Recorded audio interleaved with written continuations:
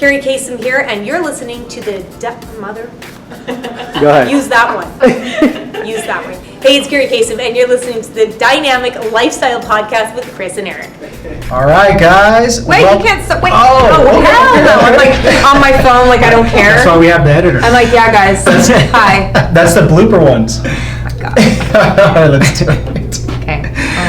All right, guys. Welcome back to another episode on the Dynamic Lifestyle Podcast. We have the one and only, the lovely Kerri Kasem in the house with us today. Thanks, guys. How you doing? I'm great. It's the Dynamic Duo. Is that why you named it? It's the Dynamic Duo. Do you know what I'm talking about, or are you too young? Batman and Robin? Well, that's good too, but then what's the other one? It's like, Wonder Twin.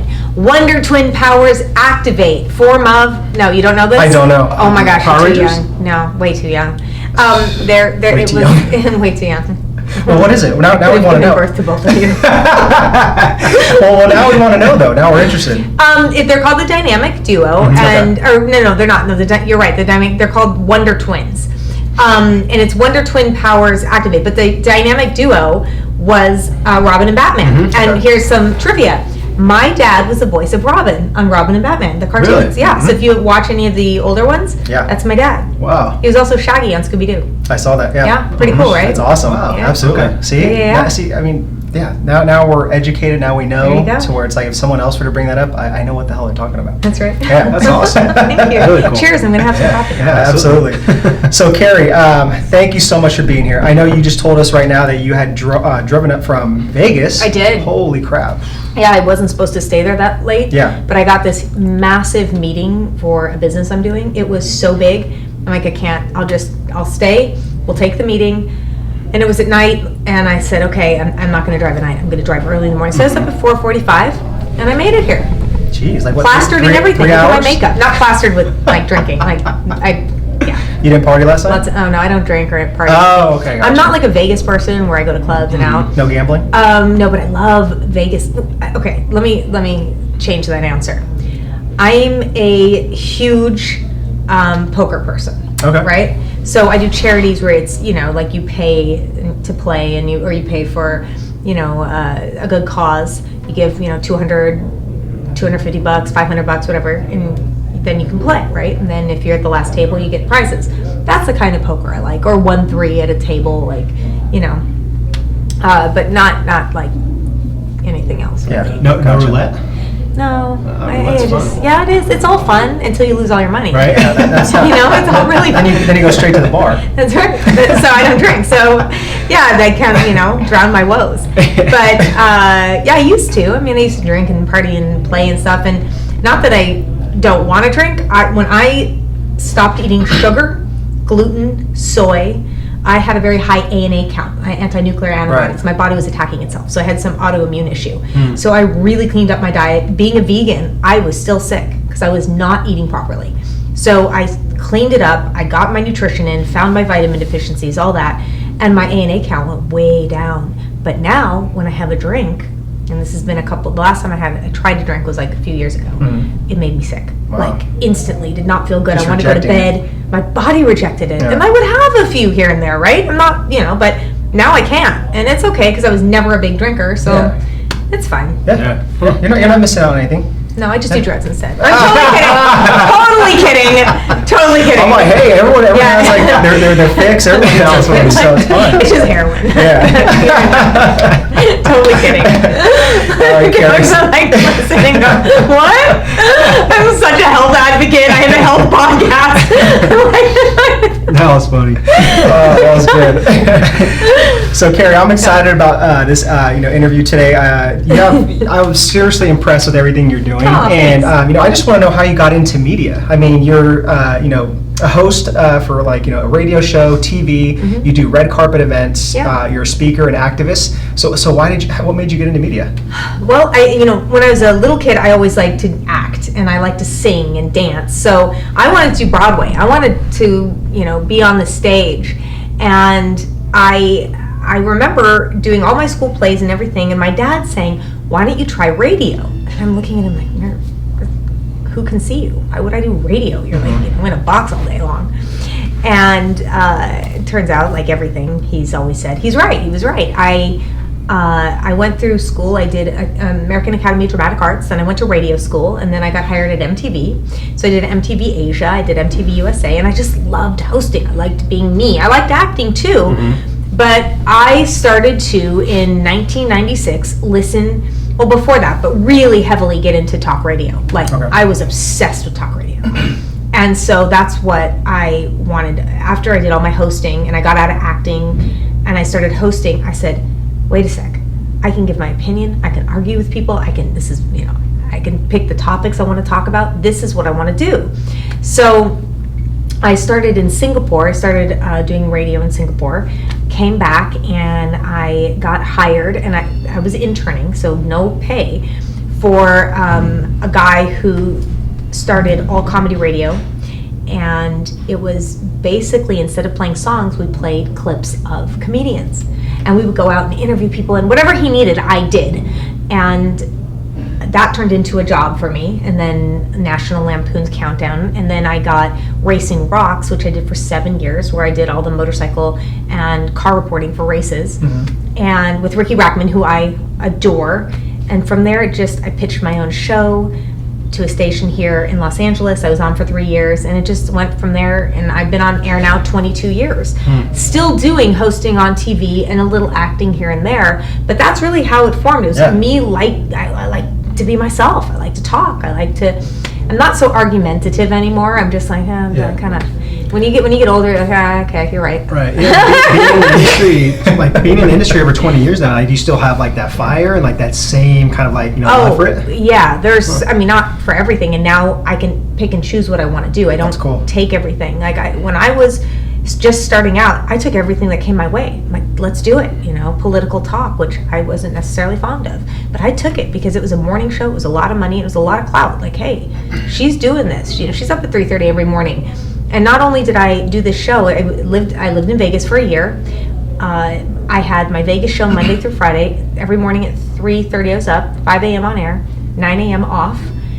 Friday after my show at 9 a.m., caught a 10 a.m. flight, and still kept my radio shows Friday, Saturday, and Sunday on my station out here. Jeez. So that was for a year. I did that. And then people kind of took me more seriously after that, even though I was doing a ton of radio. When you do morning radio and you commit like that, they go, okay, wait, that's real. She's putting in her time. And I got hired for a really big syndicated show, and always had my weekend shows. Always had tons of weekend shows, red carpet shows, once a week shows, my podcast. I was one of the first podcasters ever when nobody knew what podcasting was. I'd say podcast, and, it's too bad. We literally, my friend and I, Ashley Marriott, started our podcast when nobody knew what it was, and ended it when the podcast was so big. And so we brought it back a year ago, and we do it every once in a while. We'll give updates on our live. But anyway, it goes on and on. I've done tons of radio, tons of TV, but that's kind of how I got into it, was wanting to, be up on stage and sing and dance, but it kind of morphed into what I'm doing now. Right, absolutely. Right. Yeah. That's awesome. Yeah. So has that pretty much led into the red carpet, syndicated show that you have right now, just interviewing celebrities, and talk to us a little bit more about that, because it's really interesting. I know a lot of people want to know about Interviewing interviewing people and celebrities, being around them, and what's the real behind the scenes stuff and all that. There's, what's weird about celebrities is you don't see a lot of behind the scenes stuff, because they're all being nice and they're all on their best behavior. I haven't seen too much nastiness. I've seen a couple celebs be kind of behind stage or waiting, to get up on stage, be kind of nasty. Yeah, I'm sure. But for the most part, when I'm interviewing them, they are smiling and sweet and nice. And I've interviewed some of the biggest stars in the world, and I'd have to say Paul McCartney from the Beatles is super awesome. And I loved,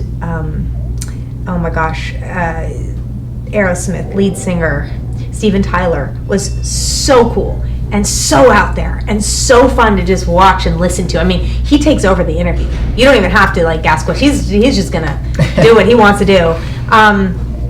Those guys were super fun. I got to interview all the metal bands that I liked when I was a kid. So I co-hosted with Slash.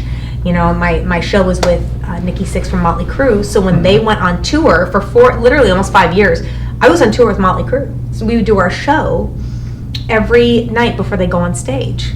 And so this big syndicated, it was a rock show, but we talked in between the music.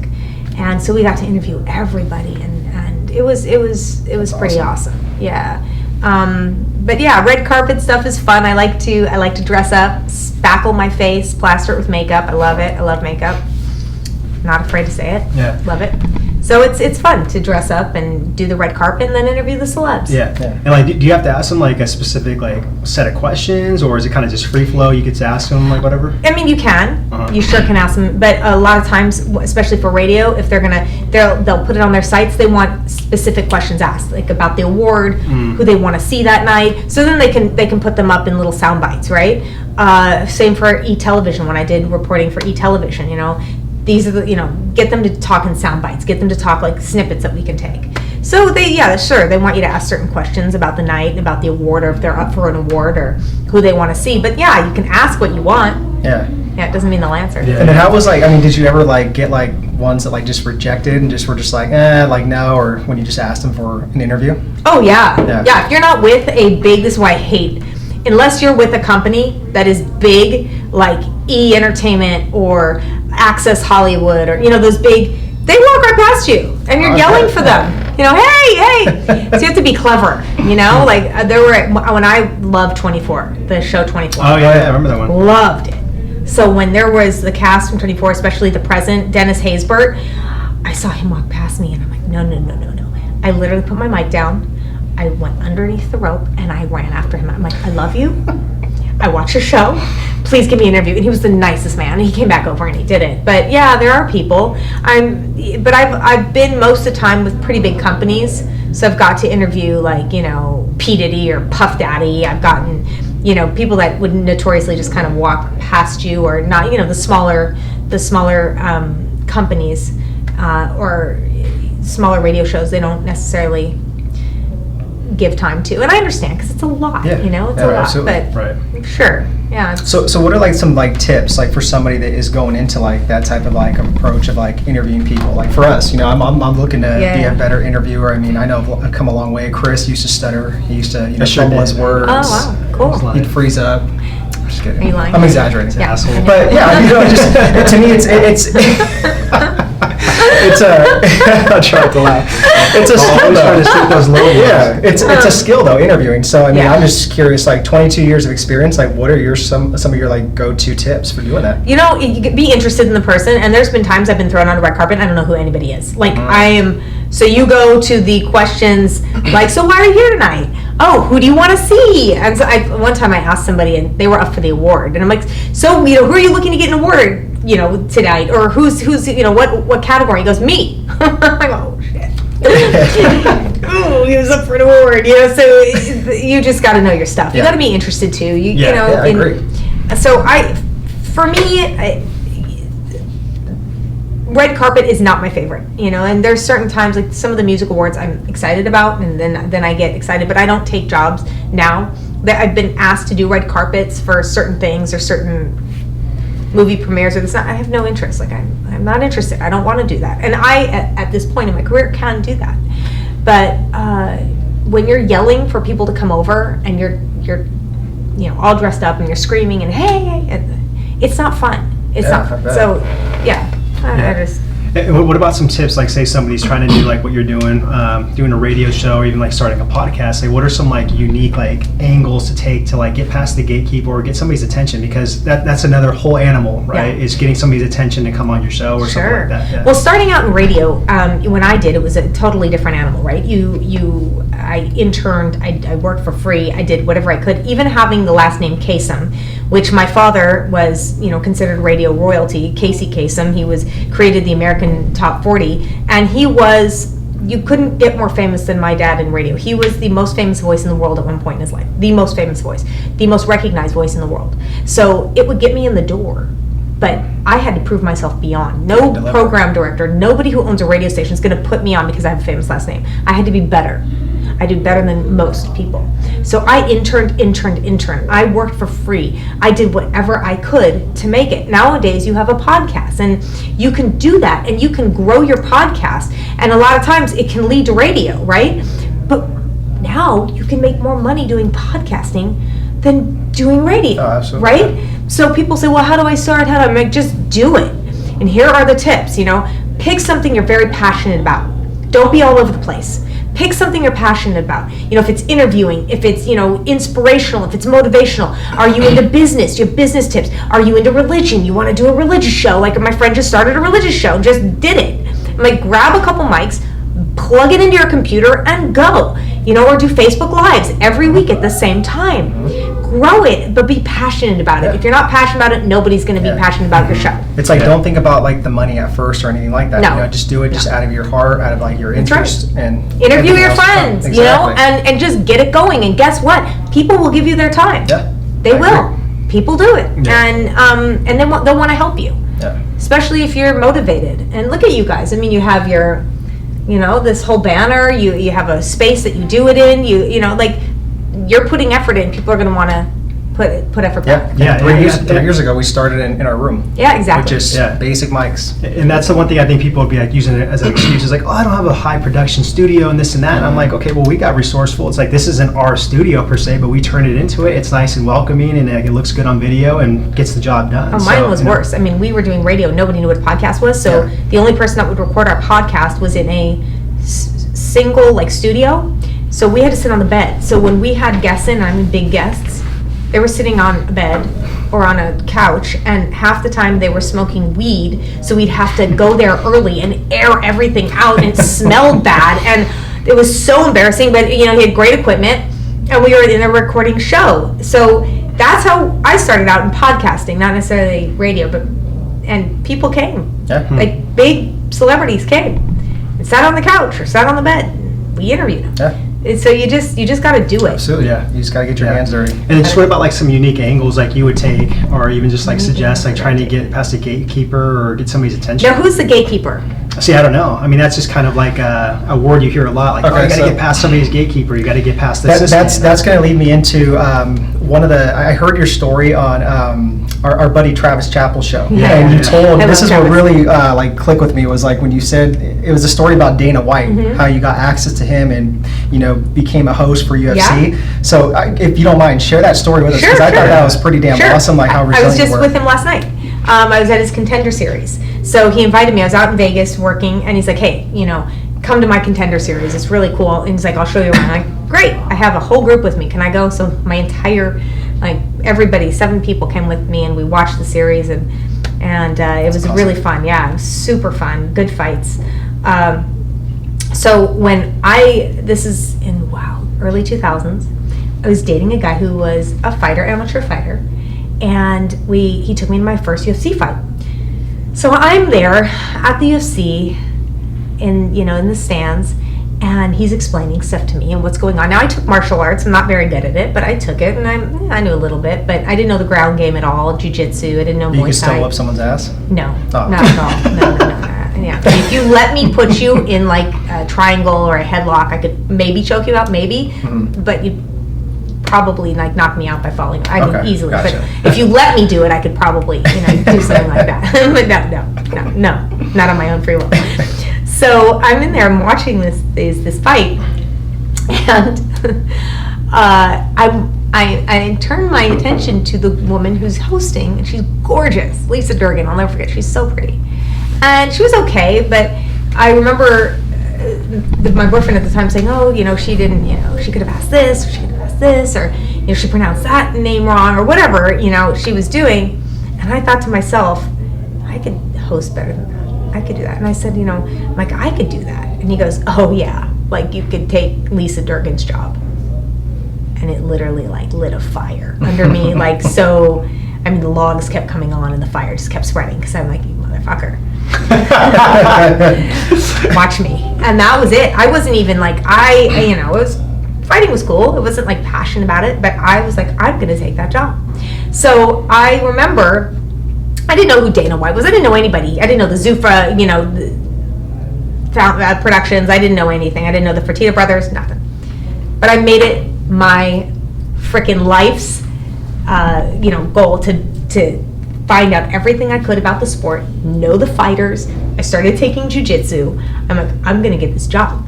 So I found out who Dana White was, and I wrote him a letter, a handwritten letter. And I put my resume in, and I put my tape in, and I sent it off. And I heard nothing. So I did it again. Heard nothing. I'm like, I'm going to call him. I love it already. So I picked up the phone, called him, and the secretary answered, and he actually picked up the phone. I said, it's Kerri Kasem. I've sent him a couple things. I want to work there. And he got on the phone. He's like, hey, yeah, I have your stuff sitting on my desk. I'm like, great. Have you opened it? No, we're not really hiring now. We don't have anybody. We're not going to hire. But if we do, I'll think about it. I'm like, oh, great. So I'm like, what do I do now? Okay, I'm going to go to the fight. I'm going to wait for him after the fight. And he's going to see me, and I'm going to tell him he's going to hire me. And literally, had this all planned. So I did that. I think it was the Mandalay Bay, and I, was like, where's the after party? And it was one of the clubs. And so I went there, and I waited, and I asked the bouncer to tell me who Dana White was, because I had no idea what he looked like. None. Because remember, this is early 2000s, so the internet wasn't. You couldn't go on Google. Yeah. I couldn't do any of that. So I waited there, and I got a tap on the shoulder, and he's like, that's him. And he had just walked past. So I went, okay, mustered up my courage, ran over to him, tapped him on the shoulder. I'm like, hi, Dana, it's Kerri Kasem. I really want to work for you. And he chuckles, he laughs. He's like, yeah, you're persistent. He's like, we're really not hiring, but you want to come into the party? I'm like, okay, all right, but I really want to work for you. What can I do? I'll work for free. I want to show you that I can do this. And he's like, listen, if there's something that comes up, I will call you. I'm like, great. Nothing, right? Nothing. So I remember getting a call a few months later, and it's Dana, and he said, listen, I'm bringing some of the fighters to Los Angeles. We're going to do some morning shows. Would you like to come down there with us? I said, absolutely. You tell me when and where. Do you need anything? I'll help you out with anything. He's like, no, just go down to the show. And it was a morning show, fairly large morning show at the time. And I walk in, and it's Chuck Liddell and Randy Couture, the two biggest guys in the UFC at the time. Big, you couldn't get bigger. And I went, okay, this is cool. Now, I had been practicing my jiu-jitsu. I had been, calling, watching a lot of the fights and calling it and just really practicing. So I went there, and I could talk shop with these guys. I started talking to them. It was really cool. It was really fun. I got invited to dinner that night with Joe Rogan and a bunch of, the executives at the UFC and Dana, and I had fun. I'm like, I'm in. And I wasn't. And I waited again. And I was so upset. I'm like, what's going on here? So I called Joe Silva. I had made friends with Joe and he was kind of Dana's right-hand man. And I got his number at the dinner that we had that night. And I called him up. I'm like, listen, what do I need to do to be part of the UFC? What do I have to do? And we start talking, and for some reason he mentions that Dana White is addicted to black chapstick. What's black chapstick? I literally said, I'm like, what the fuck is black chapstick? He said, it's the one with the black label around it, the original kind. I'm like, oh, okay. So the original chapstick. And for some reason this bell went off in my head. And I'm like, I'm just gonna get him a year's supply. I'm just gonna get him a huge box of black chapstick. So I went to CVS or whatever it was. I don't think it was Save-On or something at the time. And I ordered a year's supply of black, but it was a year's supply for them. I mean, it was a box filled with hundreds and hundreds of them. It was heavy, and I put a little note, and I sent it off. And literally a day or two later, he called me up. He's like, you're the most persistent, most creative person. He's like, look, I have a little show. It wasn't going to be hosted, but I'll put you in as the host. Do you want to do it? It's called Ultimate Knockouts. I'm like, yeah, sure, absolutely. I'll do whatever you need. So he put me in that. I did Ultimate Knockouts. That wasn't even supposed to be hosted, so it was an awkward script. And I remember going, that sucked. I was so bad. But he liked it enough that he said, hey, I'm going to give you a shot at doing the post-fight interviews. And he did. Man. And less than a year later, I had Lisa Durgan's job. And I don't think I actually took it. I think she was gone. I think that they decided not to do that kind of thing. But I had her position. Yeah. I gotta give you a fist bump for that. Thank you. Awesome. Thank you. I mean, you were just so relentless about it. So relentless. Yeah. But what was it though? Why though? Why were you so relentless about it? Somebody told me I couldn't do it. Literally, somebody told me I couldn't do it. And then when you did, and I did at first. I'm like, I could do this. I could interview the fight. I knew that I could. I'm like, what a fun job, right? It's live in front of everybody. It's on pay-per-view. This is a fun job.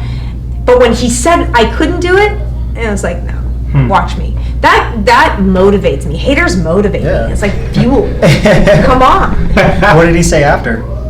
No, he was very happy. I mean, I did it for a while. Yeah, that's awesome. Yeah, a little while, and then I did more of the ultimate knockouts, and whatever they needed me, I did it. Yeah. And then I was like, okay, I did it. I'm done. Literally. Yeah. And I know we spoke like of your father earlier too. So I mean, like, was he like a big persistent person as well too? Is that kind of like a trait you got from him, or did he teach you anything? No, absolutely. He was. I mean, that's why he got to where he was. Is his attitude about life, and he always told me I could do anything I wanted. Always. There was never, you can't do that. Never came out of his mouth.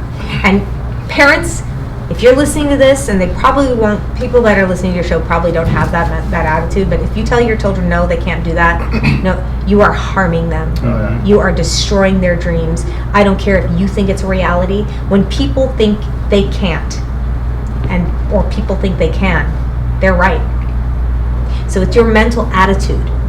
Everything is mental attitude. So you tell your kids you can't. I have friends now that's like, I was always told, no, you'll never be able to do that. No, you can't. And they watch me like, how do you know so many things? How do you do so many things? I'm like, because I want to try. I want to live life. And I was told I could do everything. And then I go, that's it. My mom and dad told me, no, you'll never do that. You can't do that. You have to do this. And it destroys people. Right. Oh yeah. Yeah. And then they get stuck in like a career or something that just to please their parents or something like that. And then after that, that's when they go through their own little like dark times. They want to like do something they're truly passionate about or love. That's right. That comes later in life. That's know? right. So, yeah. Totally. So I want to talk a little bit about your father. Okay. I know you said that he was famous, radio personality, voiceover. I was even just doing some research on him, and I was like, wow, that's really awesome. Yeah. I know he passed away 5 years ago. Yes. So my condolences go to you, your family. And the reason why I want to talk about this is because we lost our father at age 17. Ooh, that's young. Yeah. So young. In a car accident. So that's how my dad lost his dad. Yeah. It was 3 nights before Christmas. Yeah. So it's crazy. It's just until you lose a loved one and a parent, you just never know, how hard it is. Very true. Yeah. And so Christmas is supposed to be hard for you guys. It's not like it's never the same. It's not Christmas. No. Yeah. No, it's a constant reminder. Yeah. But I just want to know too, like how did you deal with that when you lost your father? Like what were you going I'm through? lucky though with you guys. Like I had my dad for a very long time. Yeah. It wasn't. Amazing. I had him for a while, and I always talked with him, told him how I felt, good, bad, ugly, whatever. He knew. I knew how he felt about me. And he knew how I felt about him and how much I loved him and looked up to him. And he always told me he was proud of me and loved me. But there were certain things, I didn't like. And I would tell him when he died, there's nothing that he didn't know. So I feel like there was closure there. Like and I also knew he had a disease that was, fast progressing for dementia, but it was still, we had 7 years before he died. Yeah. So it was almost like, well, we knew he was going to go. I want him to know everything, and I want to do everything that I can with him. And so I felt that when he did die, there was that closure, right? My brother doesn't feel that. He's always like, I wish I had one more day. I wish I had one more day. That's how I feel. Yeah. But I also believe I'm very spiritual. I do not believe we are bodies. I believe we are spiritual beings inhabiting a body, right? So if that's the case, and in most religions, where do you go? You'll go to heaven, or you're going to go somewhere, right? You don't take your body with you. Right.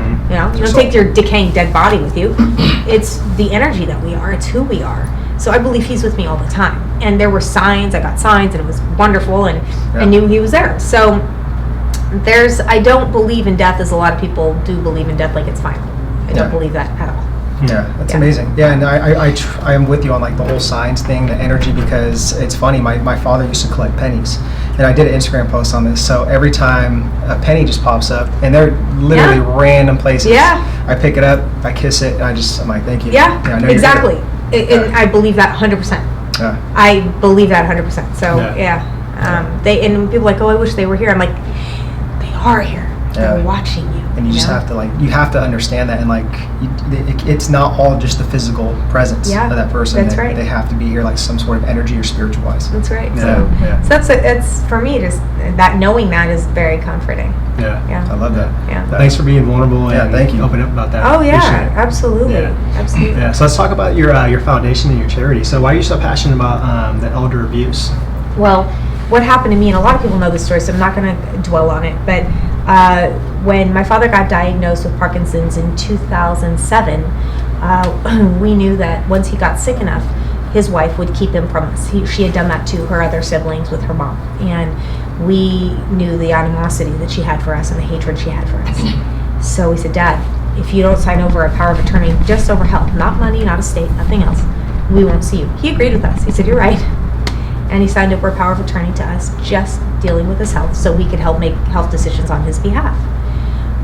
It turned out he had Lewy body dementia, which was gnarly and incurable, and there's nothing you can do at all with it. Robin Williams had it. Ted Turner has it. It's not very well known. And how old was your father when he passed? He was 82 Okay. when he passed. Gotcha. But he never didn't know who we were. It's not like Alzheimer's where you forget. Yeah. It's just you have different, delusions, or you have cognitive impairment, and it's sad. But he knew who we were always. So he knew he was being kept from us. He was isolated. He was ripped from all of his friends and family. He had no way to get a hold of anybody. His staff was fired. His phone was taken out. His phone was, we kept giving him a phone, and it would end up in the washing, machine, or broken, or whatever it may be. And then she hid him in different places in Los Angeles. We couldn't find him. His friends couldn't find him. And we'd seen, this is a man we talked to every day on the phone. This is a man we saw every week. Our dad was very close with us, very close. And when he was taken from us, my sister wrote tons of emails to his wife, because his wife would not talk to me or acknowledge me at all. And there were like, oh well, the driver's sick, oh well, he's not feeling well, just excuse after excuse. And finally my sister went over to the house, and she wouldn't let him see my dad, and she basically said, you're not going to see him again. So we called Adult Protective Services, and they couldn't do anything. We called the police, they did a welfare check, they couldn't do anything. Why? Because in this country, once you turn 18, you have no rights to see your parents. Nobody knows that. If they're in a residential home, or they're in an assisted living, you're not getting in to see them. I didn't know that. Yeah. So if there's an uncooperative caretaker, somebody has a guardianship over them, a conservatorship over them, power of attorney, and they don't want you to see them, good luck. Now you have to have a lot of money to fight that in court. Wow. So I realized that once I protested with all of his friends and family members, very peaceful protest. Most of the people were in their 70s, 80s, and 90s. And we were sitting out there and holding signs saying, Casey, we're your voice now. Dad, we love you. I miss my brother. Like, all these people were like, that could not get a hold of my dad. And she didn't care. She wouldn't let anybody visit. And we went to court. And I soon realized that there was really nothing we could do unless we had hundreds of thousands of dollars to fight it. And I would have mortgaged my house, done everything. But what happened was, and it's a long story. Anyway, I'm just going to say that I ended up, after 8 months, winning the battle. There's a whole story that goes to it. You can come to my talk, or see me speak, or look me up on YouTube. But it's a huge story, and how I won it. And it was literally by me just saying, I'm going to see my dad again, and there's nothing anybody can do that's going to stop me. I was told by my lawyers, you'll never win it. My family told me I'll never win it. I don't have enough money. I'm going to go bankrupt. I'm going to lose my house. I was told everything, and I told those people to get the fuck out of my way. Mm-hmm. Literally. Like, in so many words, like, stand back. If you don't want to do this, watch me. And that was it. I just knew I was going to see him again. And I went to this lawyer who believed in me and who believed in my case. And we kept going and going and going. I met a woman on my radio show, Martha Patterson, elderlawmom.com, and she said, you can see your dad. They just moved him to a nursing home. I said, what do you mean? And he's like, well, there's a Bill of Rights. It's a patient Bill of Rights. Okay, what's that mean? Well, in nursing home and hospitals, if somebody wants to see somebody, they have every right to, and they can't stop you, unlike a residential home or an assisted living. I said, what? We looked up the bill. The very next day, she walked into the nursing home he was at with all the paperwork, and the fact that she knew that my dad wanted to see us. Why? She had been sitting in the courtroom when the judge announced Kerri Kasem wants to see his kids. Now go out in the hallway and figure this out. Because my dad had said over and over to the court, I want to see my kids. Over and over. And she couldn't just rule on visitation. Yeah. So as I'm fighting in court, as I'm fighting to see my dad, and as this is happening, I'm at the Capitol trying to change the law so I can see my dad. because I was going to change the law. The court wasn't going to allow me to see my dad. The state would. So I did everything I could. I eventually won the lawsuit, and when I did, his wife decided to take him on a 3-state journey out of his hospital bed, disconnecting his feeding tube, and eventually killing him. I found him 2 weeks before he died, very septic and sick, and with bed sores. It was horrible. Jeez. So he died on Father's Day, which was a big sign because there was so much horrible stuff said about us in the media by his wife. He also died on World Elder Abuse Awareness Day that the UN had created.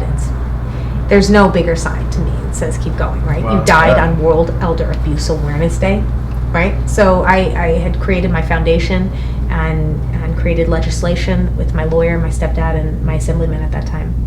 And it passed a year later. But my dad had died, but we got to spend the last 2 weeks with him, my family. My brother flew in from Singapore, his brother and my aunt flew in from Michigan, my sister came in, and one of his best friends, and we tried to save his life, and he was too far gone. Yeah. But I decided that since I had gotten hundreds of letters and social media, people just kept saying, this is happening to me. I don't have a famous last name. I don't, nobody cares about my case. I don't have any money. Even I don't have money for a retainer for a lawyer. How am I going to fight this? I can't see my mom. I can't see my dad. It could be another sibling. It could be a second wife, a second husband. It could be, anybody who's a caretaker. Literally anybody. It could be a family member or not. That can isolate, over-medicate, steal the estate. That is what they do. That is exactly what they do. And so we, meaning my foundation, Kasem Cares, and I, and my team, go state to state, changing the laws to keep families together.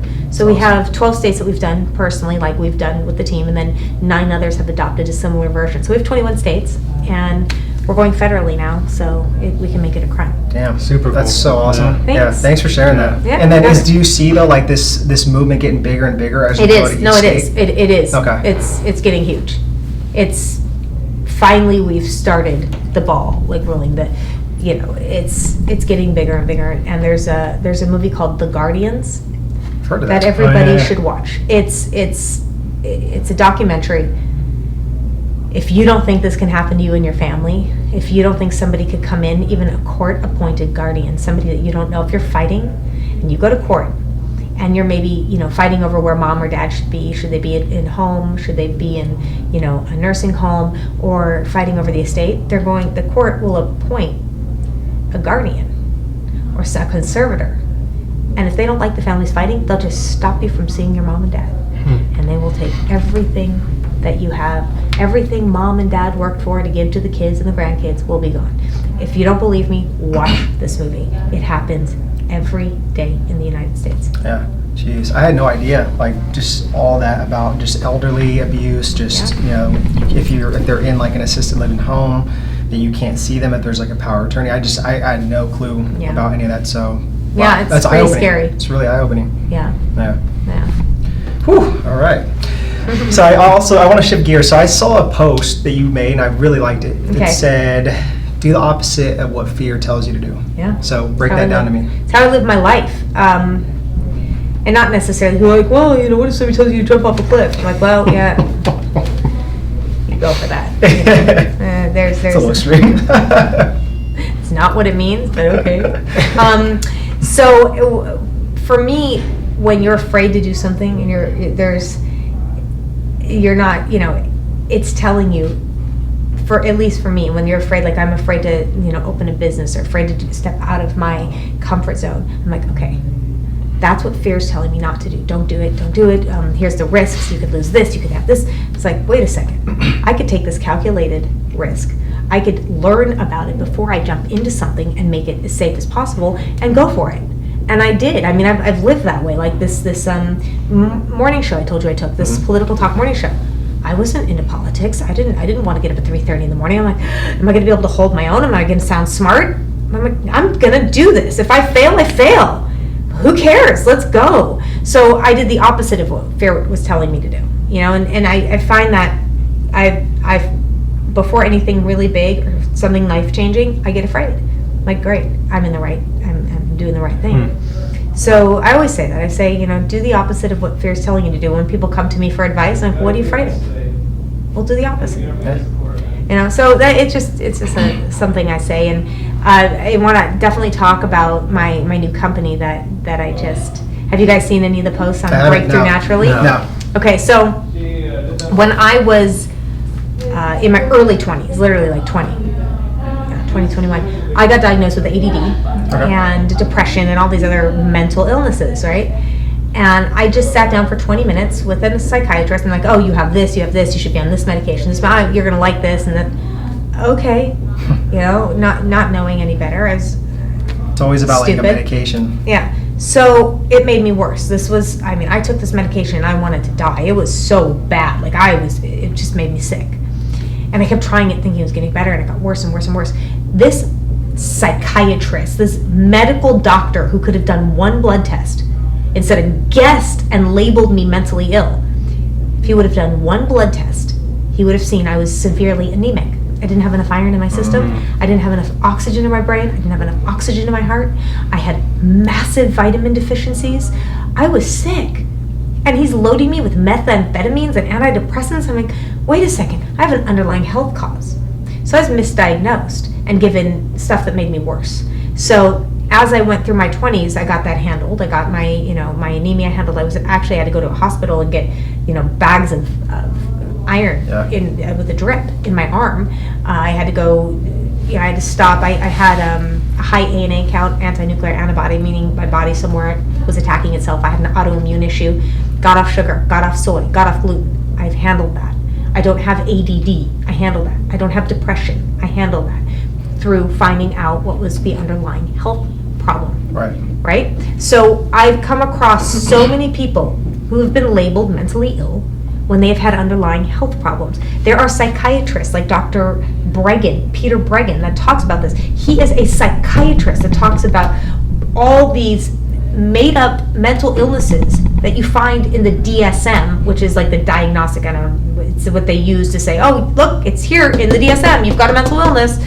No, I've never seen a psychiatrist or heard of a psychiatrist, very rare. I'm now hearing it since I'm doing this, where they will take a blood test. They will find out if you have a health problem. Most of the time they're guessing at your mental illness. Now you're labeled, now you're on pills, and you could be sick.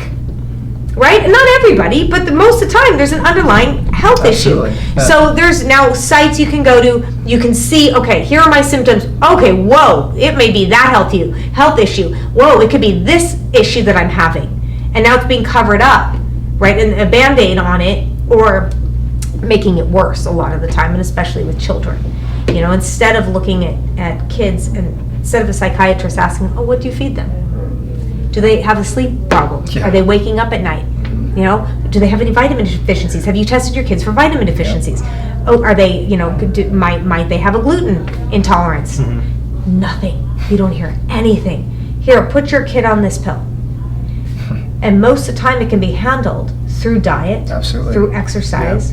And but it's very hard. It's not easy to change your kids, to get kids off of sugar. It is very hard. Absolutely. I mean, and it's not fun for the parents. They're screaming, they're crying, they're cranky. It is a drug. Sugar is a drug. Watch That Sugar Film. It's actually called That Sugar Film. And it's a guy who goes on the healthy American diet for a year, and you see all the sugar and the processed food and what it does to this man. Give it to kids, they can't think. So now they're mentally ill? Oh, no. Childhood is not a disorder. Let me tell you that. Toxins are a disorder. Stuff that you're putting in your body, the processed food, that's a disorder. That's a problem. So it happened to me. I was misdiagnosed, and I didn't know what to do with myself. I was so sick. So I created Breakthrough Naturally with my boyfriend, who is he's a life coach, and he helps kids and adults with ADD and ADHD diagnoses say, hey, wait a sec, hold on. You may not have this mental illness. Let's check where your deficiencies are. And most of the time we find there's certain vitamins that you find with people that are diagnosed ADD, ADHD that they're missing. And once you supply that and get them off of, a lot of times you're eating junk food, get them off of the sodas and off the junk food. Oh, wow, their brain works again. Oh, wow, they didn't really have a mental illness, But the symptoms are very real. So when somebody says, oh, there's no such thing as ADD, which I've heard before, it's like, well, no, I have this, this, and this. Yes, absolutely. Your body's telling you something. There's something wrong here. So if you go to breakthroughnaturally.com, there's a list. We have lists of what mimic a mental illness, right? What diagnoses of mental illnesses that can be handled through nutrition. And we, working with a man who's been doing this for 20 years, it's called micronutrient therapy. And it is a vitamin process. It takes 4 days to make one vitamin, not 4 hours, which is the normal process. It is so broken down into even smaller than nanobits. Like, it is really, it's absorbable.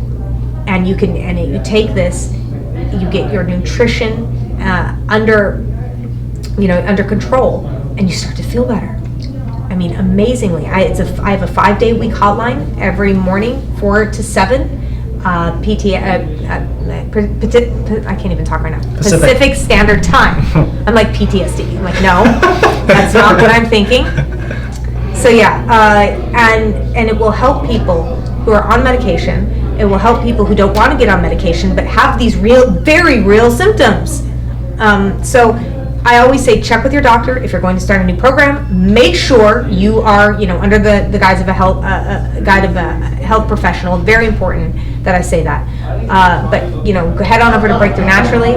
Take a look at it. If you think you've been misdiagnosed or you have different symptoms that might be considered mental illness, it might be an underlying health problem. Gotcha. Yeah, we'll definitely check that out. That's eye-opening though. All right, Kerri, so we're going to go to rapid dynamic questions. You ready for that? Fine, yes, I'm very happy because it sounds like a game and I love playing games. If you were given a billboard outside of LA and you saw everybody in LA drive by and see that billboard, what would that message be on that billboard? Oh, wow, that's a really good one. That's a really good one. Now, it depends, because if it was for my business, I'd want to put one of my businesses up there that help people, whether it's my foundation that help families stay together or the elderly, or whether it's, what I'm talking about with, helping people with mental health issues that are actually an underlying health problem, something like that, so where I can help people. But my message, would be that it's never too late to be who you could have been. You can always make a change, and you can always do something you've always wanted. It doesn't matter how old you are. So there's just different things. Like, it depends on if you were like, okay, it's your business, do you want to sell something? Yeah. Or if it's a message to everybody, and it's also like kindness is the most important thing. Yeah. Mm-hmm. Kindness brightens the world, and it is so very true. So very true. Love that. Yeah. How do you consume content? Audio, video, or reading? I do all of it, I guess. I love podcasts. Was back and forth from Vegas the last few weeks, and I'm constantly podcasting. All right. Sword and Scale. Gotcha. I love true crime. All right. I'm obsessed with it. And then I love to read. I read a lot. So yeah, I guess everything. And then I get on my social media and do my social media as well. Staying on the reading subject, what are 2 books that you recommend? Outliers. Okay. Freaking amazing. McDowell, what's his name? Malcolm Gladwell. Yeah. I was saying McDowell. Malcolm Gladwell. Malcolm McDowell. That's it. So good. Yeah. I freaking love that book. Oh my God, I read so much. There's so many good books. Monty Roberts, The Real Horse Whisperer. Okay. And you can learn so much from this guy who learned how to speak to animals, but through body language, not like mental capacity. Anybody can learn it. It's beautiful. God, there's so many good ones. There's so, I mean, I literally, like, my whole house is filled with books because I read so much, but I can't even. Yeah. What about one skill you recommend to somebody, like you learned like the past like years that was just like irreplaceable? That I've learned? Yeah. Or you advocate somebody to learn? One skill. I'd say cooking, but I can't cook. That's a skill I want. No, I think communication. The skill. There is a skill, and people think that they know it, and they don't, and I didn't. But it is something to be learned. To be able to listen, to be able to tell somebody a story or get your communication through that they truly understand it, and they're not just nodding, going, okay. But really being able to communicate is such a skill. I've taken courses on it. I've taken classes on literally communication. I've gone to seminars about how to communicate. especially being on the radio, right? But you find that organizations break down, whether it's a movie set, a business, and with people who think they can communicate, but then their subordinates have no idea what they're talking about, or I didn't get it, that's not what you said, or a constant confusion, right? That's going to bring everything down. Yeah. So communication is probably one of the most important skills you can have. Love it. Yeah. For relationships, businesses, everything. Yeah. Love it, love it. So, Kerri, before I ask the last question, I just want to take a moment to acknowledge you and just say thank you so much for coming down here. I know you came from Vegas. All the wisdom that you've spread, all the tips that you've given, it's been really, really awesome hearing Oh, that. thank you. You have a Thank lot you of so much. courage. I admire everything that you're doing. So, I just want to say thank you. Thank you guys for having me on. Yeah. And then where can like our supporter or our listeners like support you? What can we like help you out with? Well, if you go to kerrikasem.com, everything's there, really. But for me, if you're having trouble, you're worried about your mom or your dad, you might, and maybe another sibling is kind of keeping mom and dad away, or caretakers keeping mom and dad away, or second spouse is keeping mom and dad away. Please don't wait till it's too late. If there are red flags like, oh, dad can't come to the phone, oh, mom's too busy, oh, like there's red flags, do something about it now. And you can call Kasem Cares. If you go to kasemcares.org, it's KASEM cares.org. We have lists of red flags and bills and a telephone number. You can use it for help. Also, Breakthrough Naturally. So Absolutely. yeah. So I'll have that all linked up in the show notes. Once again, Kerri, thank you so much. Truly welcome. appreciate it. You got it. Until next time, guys. Yay. Thank you so much for watching this video. Hopefully you got a ton of value out of it. So help us out by liking, commenting, subscribing, and even sharing this video out if it was that valuable. And stay tuned too, because we're actually gonna be doing more videos like this. If you're a personal trainer, if you're a fitness professional, if you're an online coach looking to start or even grow your online fitness coaching business. We'll see you guys in the next video.